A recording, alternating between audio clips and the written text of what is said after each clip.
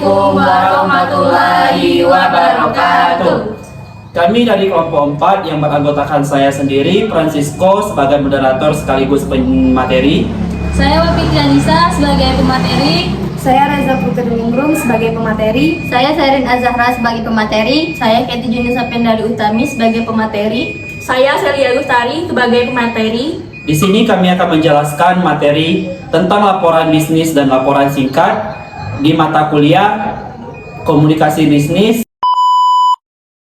Are you ready, kids? Aye, aye, Captain! I can't hear you! Aye, aye, Captain! Oh!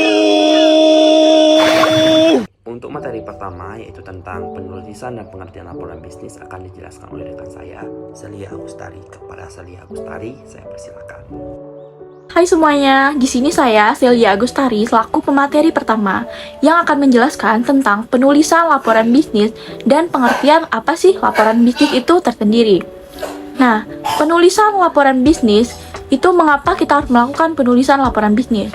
Lembaga-lembaga organisasi untuk semua jenis baik bisnis, pemerintah, jasa, sosial dihadapkan untuk berbagai macam tugas harian seperti pemecahan masalah dan pengambilan keputusan. Nah, untuk semua level organisasi, mulai dari manajemen level bawah hingga level atas, itu sangat memerlukan informasi yang jelas. Nah, informasi yang dapat diperlukan bagi proses pengambilan keputusan. Proses pengembangan informasi tersebut akan menghasilkan sebuah laporan. Berikutnya yaitu pengertian laporan bisnis. Apa sih itu laporan bisnis? Nah, laporan bisnis adalah suatu laporan yang bersifat netral, memiliki tujuan yang jelas, serta menyajikan fakta kepada seseorang atau lebih dalam rangka mencapai tujuan bisnis tertentu. Nah, laporan bisnis adalah setiap dokumen faktual yang menyatakan tujuan perusahaan, merupakan sarana manajerial untuk menginformasikan atau memberikan kontribusi pada pengambilan keputusan yang harus bersifat akurat, lengkap, dan objektif.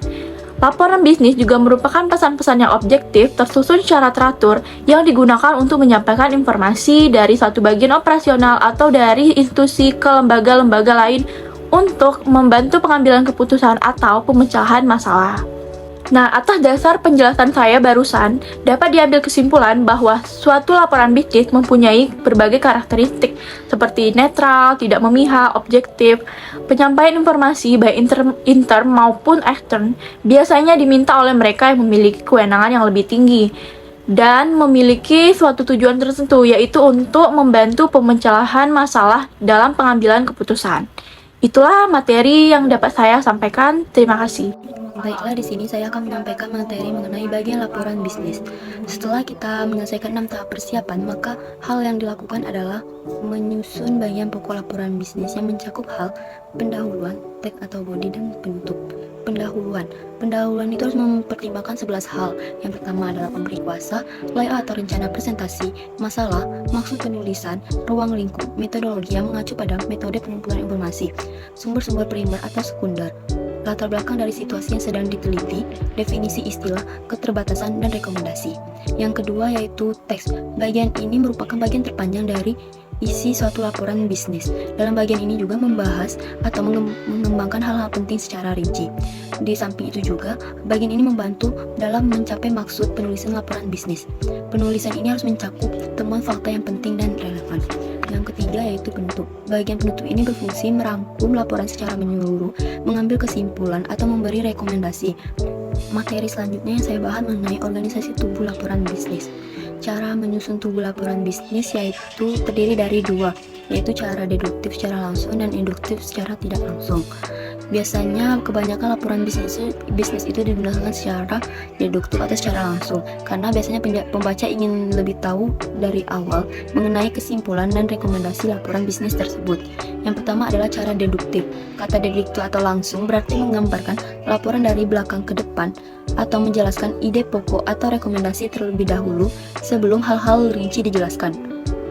Yang kedua yaitu cara induktif. Cara induktif ini berbeda penyajiannya dengan cara deduktif. Dengan cara induktif, kita dapat menjelaskan fakta-fakta yang ada sebelum ide-ide pokok, kesimpulan, atau rekomendasi dikemukakan. Laporan dengan cara induktif dapat disusun berurutan dengan pola seperti pendahuluan, tag atau pembahasan, dan bagian penutup. Kita dapat menggunakan cara induktif jika pembaca memiliki karakteristik sebagai berikut. Yang pertama yaitu ingin mengetahui penjelasan cara rinci terlebih dahulu untuk memahami kesimpulan rekomendasinya. Ingin mengetahui kesimpulan yang kurang menyenangkan atau bad news. Yang ketiga mungkin merasa kesimpulannya tidak biasa dan dapat menerimanya. Perlu membaca keseluruhan laporan, bukan hanya bagian akhirnya saja. Dan yang kelima lebih menyukai laporan disusun dengan cara induktif. Baiklah, perkenalkan nama saya Wafitrianisa. Saya akan melanjutkan materi yang disampaikan oleh kawan saya tadi, yaitu tentang proposal bisnis. Nah, proposal biasanya digunakan sebagai usulan terstruktur untuk agenda kerjasama bisnis antar lembaga, perusahaan, usulan kegiatan, sampai pada pemecahan masalah. Laporan dan proposal yang bagus mendasarkan pada riset dan survei. Nah, proposal juga dapat berupa solicited dan unsolicited proposal. Nah, untuk memenuhi laporan dan proposal yang bagus diperlukan yaitu dikenal dengan checklist 7C.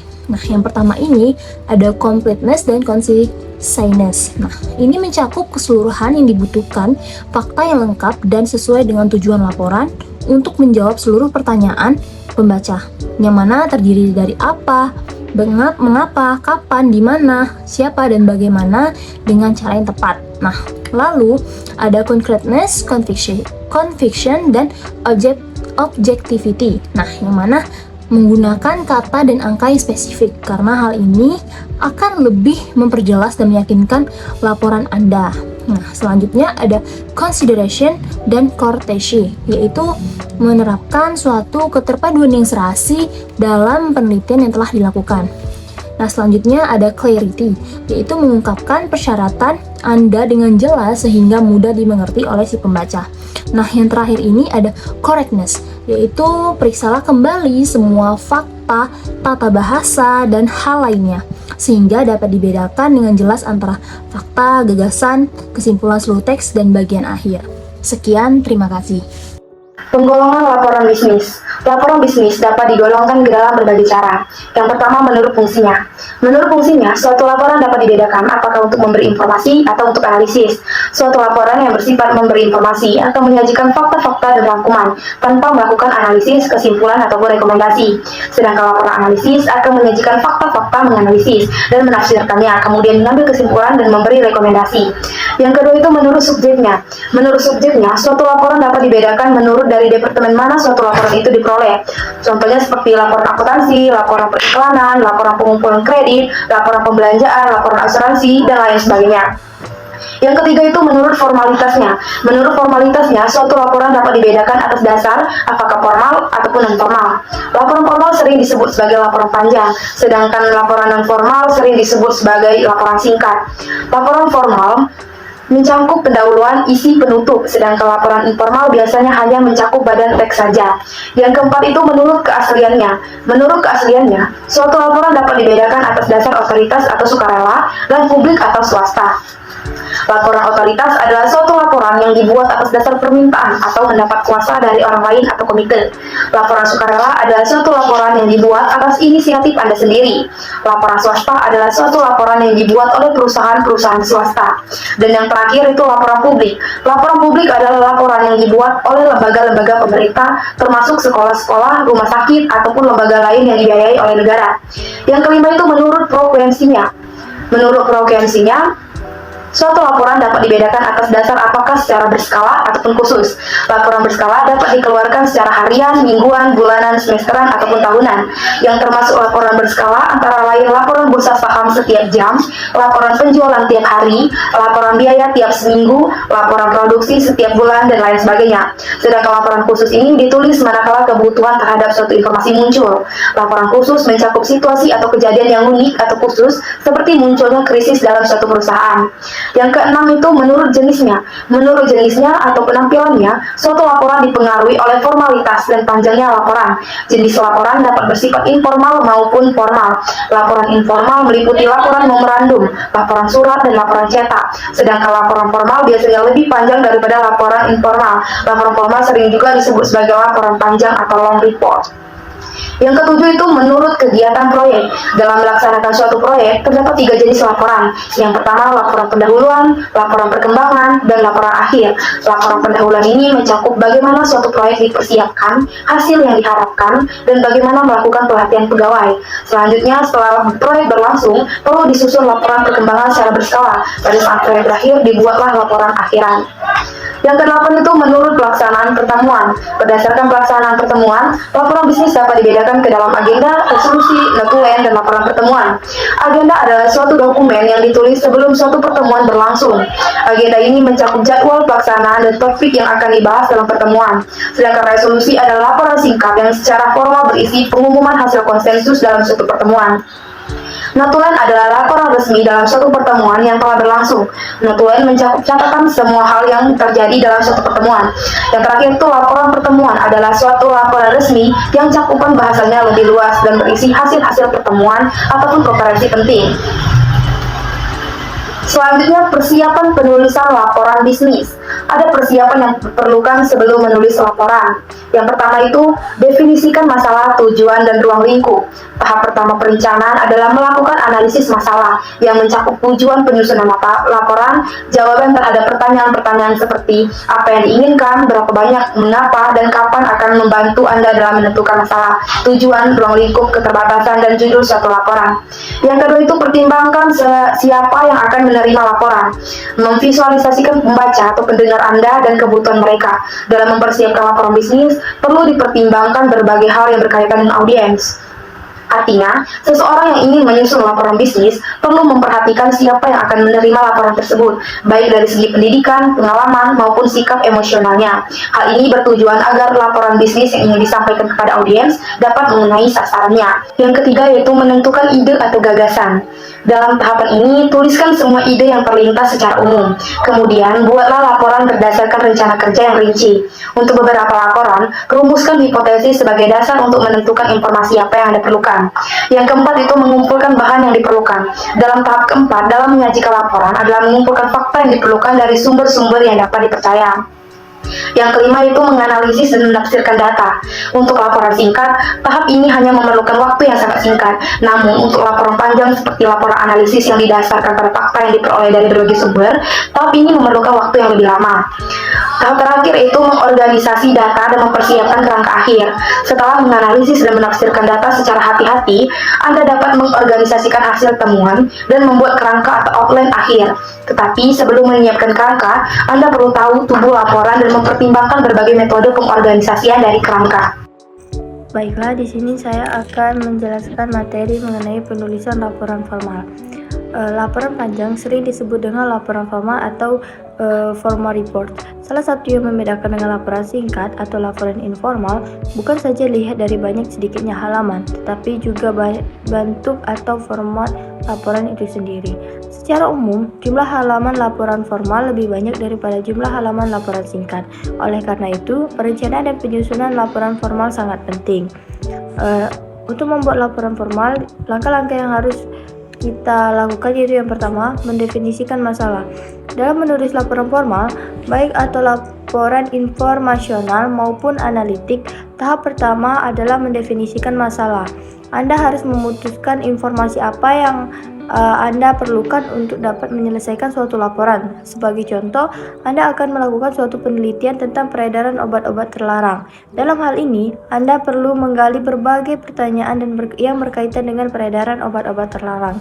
Seperti apa yang melatar belakangi orang kecanduan obat terlarang, di mana memperoleh obat-obat terlarang, bagaimana cara penyuluhan obat-obat tersebut, dan sebagainya. Jawaban atas pertanyaan tersebut akan dapat membantu Anda dalam melakukan investigasi terhadap isi laporan yang Anda buat.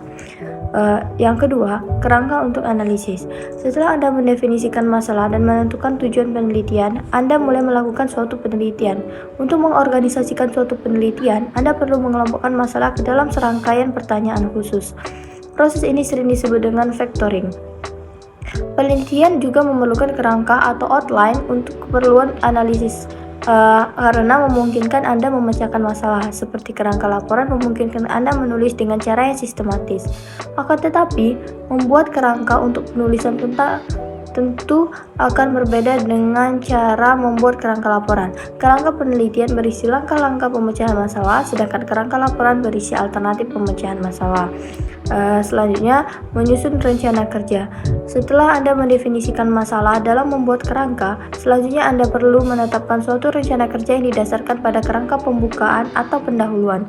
Jika Anda menyusun suatu rencana untuk kepentingan sendiri, rencana tersebut relatif informal, berisi suatu informasi sederhana mengenai langkah-langkah perencanaan, estimasi urutan dan waktu, dan sejumlah informasi yang Anda gunakan. Jika Anda melakukan studi formal, rencana kerja akan lebih rinci karena hal ini akan memberikan petunjuk prestasi atas sejumlah tugas pekerjaan yang telah dilakukan. Lebih lanjut, sebuah proposal usulan memerlukan rencana kerja secara rinci sebagai dasar kontrak jika usulan diterima. Selanjutnya yang keempat yaitu melakukan penelitian. Nilai laporan Anda tergantung pada kualitas suatu informasi. Pada saat mengumpulkan informasi, perhatian Anda untuk yang pertama kali adalah bagaimana mengorganisasikan informasi yang Anda peroleh. Apabila Anda melakukan penelitian secara berkelompok, Anda harus dapat melakukan koordinasi dengan anggota Anda. Rencana kerja yang telah Anda siapkan akan sangat membantu Anda selama penelitian berlangsung. Dalam kaitan ini, bagaimana Anda memperoleh informasi yang Anda perlukan, baik melalui sumber-sumber primer atau primary source maupun sekunder atau secondary source. Jumlah sumber primer akan memberikan informasi atau data yang dikumpulkan sumber-sumber asli atau tangan pertama untuk tujuan tertentu. Sedangkan sekunder akan memberikan data yang telah dikumpulkan oleh pihak lain tujuan tertentu. Data sekunder tersebut berasal dari laporan tangan kedua. Sumber-sumber primer, apabila informasi yang Anda perlukan tidak tersedia dari sumber-sumber sekunder, Anda harus mengumpulkan dan menafsirkan data dengan melakukan penelitian primer. Anda harus melakukan penelitian secara langsung di dalam dunia nyata. Ada 4 cara untuk mengumpulkan data primer, yaitu memeriksa dokumen-dokumen, observasi, survei, dan melakukan eksperimen. Sedangkan sumber-sumber sekunder, yaitu meskipun penelitian Anda kebanyakan menggunakan sumber-sumber primer, pertama kali Anda akan menelaah informasi yang berasal dari sumber sekunder. Dalam berkaitan dengan sumber-sumber sekunder, Davis menyatakan bahwa dengan semakin berkembangnya teknologi dewasa ini, banyak informasi yang dapat diperoleh melalui internet atau online maupun yang tersimpan dalam bentuk CD-ROM atau Compact Disc Read-Only Memory. Selanjutnya yang terakhir yaitu setelah melakukan penelitian dan memperoleh data yang Anda inginkan, selanjutnya Anda perlu melakukan analisis terhadap hasil temuan Anda tersebut. Proses analisis pada dasarnya merupakan suatu pencarian hubungan di antara fakta-fakta yang Anda temukan tersebut. Dengan melihat data yang telah Anda kumpulkan dari berbagai sudut pandang, Anda akan menjawab pertanyaan yang Anda siapkan dalam suatu rencana kerja atau work plan. Itulah materi dari saya. Terima kasih. Penjelasan materi dari rekan saya sebelumnya. Di sini saya akan menyampaikan atau menjelaskan materi terkait tentang cara menyusun teks laporan dengan baik. Bagaimana sih cara menyusun teks laporan dengan baik agar laporan yang kita sajikan itu bisa dengan benar atau bisa dengan mudah dipahami oleh para penggunanya.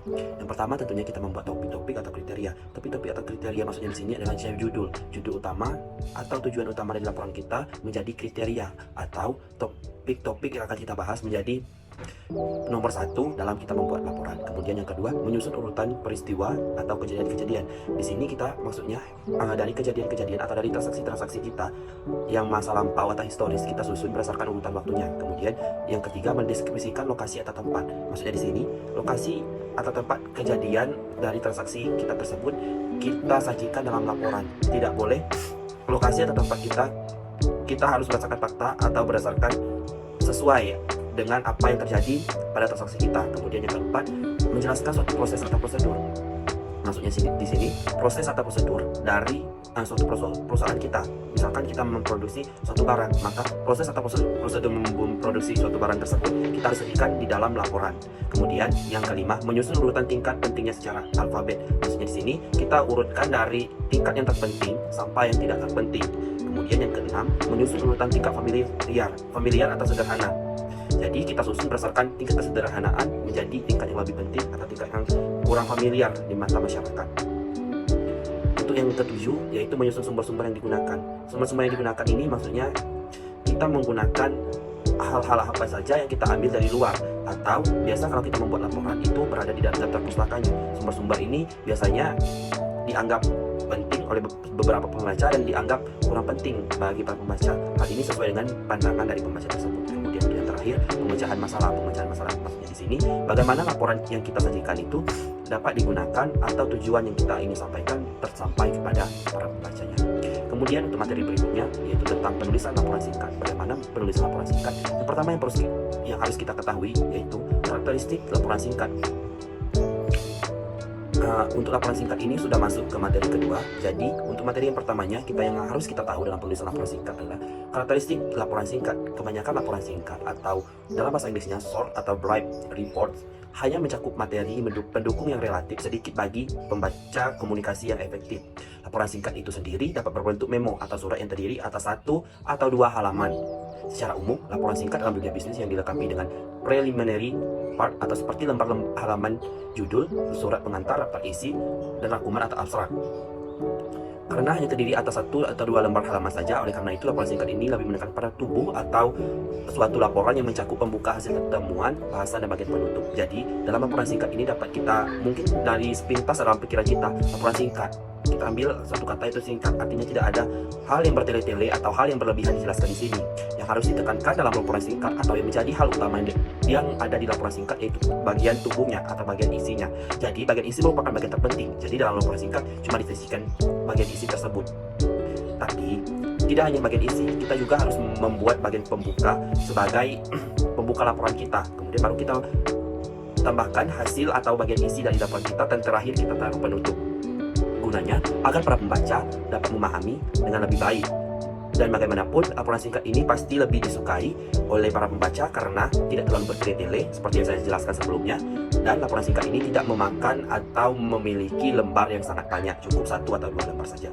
Kemudian dalam membuat laporan bisnis yang baik, kita harus menggunakan beberapa cara atau beberapa penjelasan yang akan saya sampaikan. Kemudian, laporan bisnis merupakan alat manajemen yang sangat penting dalam suatu organisasi. Jadi jelas bahwa laporan bisnis harus disajikan dengan baik karena merupakan hal terpenting atau hal utama dalam suatu manajemen organisasi. Oleh karena keterbatasan waktu, seringkali staf manajemen mengalami kesulitan dalam melakukan pemantauan atau berbagai kegiatan yang ada dalam unit-unit suatu organisasi. Di samping itu, mereka juga tidak memiliki latar belakang khusus yang diperlukan baik untuk melakukan penelitian maupun evaluasi terhadap hal tertentu. Jadi, apabila kita menyajikan laporan, kita tidak perlu yang namanya langsung melakukan evaluasi, kecuali catatan yaitu apabila ada suatu kesalahan, maka kita perlu yang namanya melakukan evaluasi. Tetapi dari laporan saja kita tahu bagaimana operasional atau perusahaan kita berjalan. Kemudian, laporan bisnis mencakup 3 hal utama yang sangat penting guna untuk menunjang yang seperti saya jelaskan tadi, tujuan atau menunjang bagaimana pemakai atau pengguna laporan dapat membayangkan atau dapat menelaah bagaimana operasional perusahaan kita berjalan. Yang pertama yang harus kita ketahui yaitu tentang akurat. Akurat maksudnya di sini adalah kebenaran. Bagaimana laporan yang kita sajikan sesuai, baik itu sesuai dengan fakta yang ada di lapangan atau fakta yang kita sajikan tersebut harus berdasarkan bagaimana peristiwa tersebut terjadi. Tidak ada yang namanya pengelebihan, baik itu pengelebihan dalam suatu angka yang kita sajikan ataupun pengelebihan seperti contohnya untuk dapat kita pahami dalam misalkan kita melaporkan suatu peningkatan dari operasional perusahaan kita. Misalkan kita menggunakan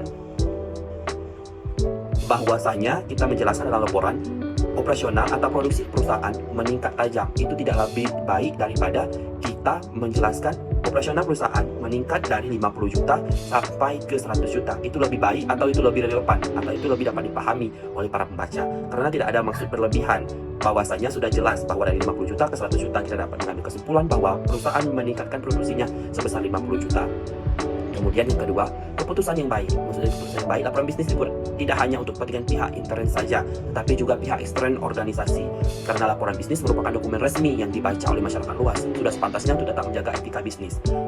Di sini sudah sangat jelas bahwa dikatakan pemakai atau pengguna laporan itu tidak hanya dalam pihak intern atau pihak dalam suatu perusahaan, atau pihak ekstern atau pihak luar juga menggunakan laporan keuangan. Seperti yang kita tahu bahwa laporan bisnis digunakan oleh pihak luar. Yang pertama, kita dapat dari laporan keuangan kita dapat menelaah bagaimana operasional perusahaan tersebut. Jadi kita sebagai kreditor atau kita sebagai investor bisa tahu bagaimana kalau kita memberikan sejumlah uang ke perusahaan, apakah dapat dikelola dengan baik atau tidak. Jadi di sini juga dijelaskan bahwa laporan bisnis merupakan dokumen resmi yang dibaca oleh masyarakat. Jadi bahwa laporan ini merupakan salah satunya dokumen yang digunakan dalam melihat kinerja perusahaan. Cukup dengan satu dokumen saja, itu dokumen yang sangat terpenting, itu laporan bisnis. Jadi diharapkan bahwa dengan adanya laporan ini, para pihak pembaca dapat memberikan keputusan yang baik terhadap perusahaan kita, karena kita dari laporan yang kita sajikan. Kemudian yang terakhir adalah format, gaya, dan organisasi yang responsif. Sebelum menulis, Anda harus memutuskan apakah Anda menggunakan format surat, memo, atau manuskrip, apakah menggunakan gaya formal atau informal. Jadi, laporan itu mencakup beberapa cara penulisan di dalamnya, baik itu secara formal atau non formal, kemudian gaya penulisan yang kita gunakan, dan bagaimana respon para pembaca terhadap laporan yang kita buat atau laporan yang telah kita buat. Di sini juga mencakup siapa yang akan menulis, biasanya pertanyaan-pertanyaan yang muncul dalam format atau gaya dan organisasi yang responsif ini. Kemudian, di mana laporan ini akan ditulis dan bagaimana sistematika laporan ini dibuat. Selain itu, kita juga membuat perencanaan laporan singkat. Tentunya kita tahu bahwa perencanaan adalah awal dari setiap permulaan kita dalam membuat suatu organisasi. Bombastic side eye. Itulah hasil presentasi dari kelompok kami. Sekian kami ucapkan terima kasih, dan yang ingin bertanya silakan Di kolom komentar. Jangan lupa like, komen dan subscribe.